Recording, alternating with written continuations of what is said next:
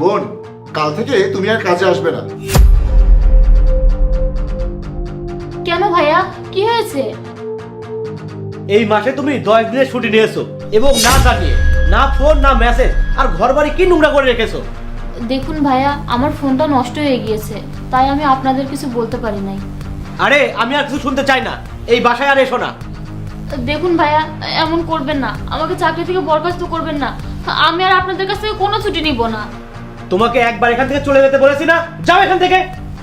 ভাইয়া, আমি আর কারো বাড়িতে কাজ করি না, শুধুমাত্র এই বাড়িতেই কাজ করি। আসলে আমার বাড়িতে কিছু সমস্যা চলছে, একটু নিজেই বিষয়টা বুঝে নিন। আমি তোমার সমস্যা জানি, তাই তোমাকে যেতে বলছি। মানে? তুমি তো প্রেগনেন্ট, তাই না? হ্যাঁ, কিন্তু আপনি কিভাবে জানলেন? পরশু অফিস থেকে আসার সময় সিঁড়িতে তোমাকে কারোর সাথে কথা বলতে শুনেছিলাম। এই, তুমি কি আমার বাসায় কাজ করবে?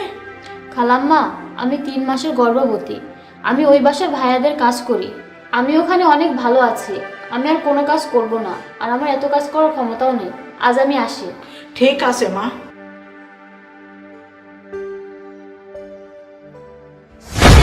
ওই জন্যই আমি বলছি তুমি বাসায় গিয়ে বিশ্রাম করো।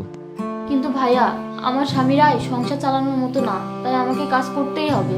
আর আমি কাল থেকে সব ঠিক করে দেব, কোনো অভিযোগের সুযোগ থাকবে না। দেখো, তুমি বুঝতে পারছো না, আসলে আমরা তোমাকে চাকরি থেকে বরখাস্ত করছি না, আমরা তোমাকে কয়েকদিন চাকরি থেকে ছুটি দিচ্ছি। ছুটি?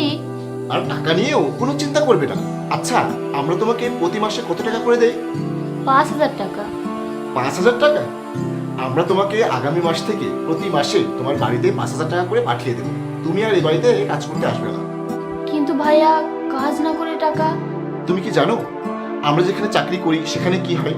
সেখানে কোনো মহিলা যদি প্রেগনেন্ট হয় তাহলে তাকে কয়েকদিনের জন্য ছুটি দেওয়া হয়, যাতে তারা তাদের নিজেদের এবং তাদের সন্তানের যত্ন নিতে পারে। আর তুমিও তো আমাদের এখানে কর্মচারী, তাই তোমার জন্য কিছু করা আমাদের কর্তব্য।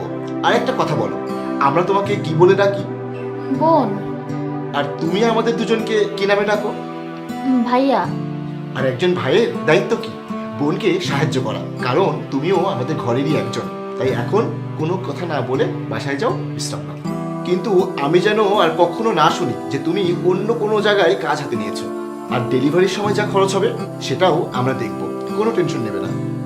ধন্যবাদ ভাইয়া।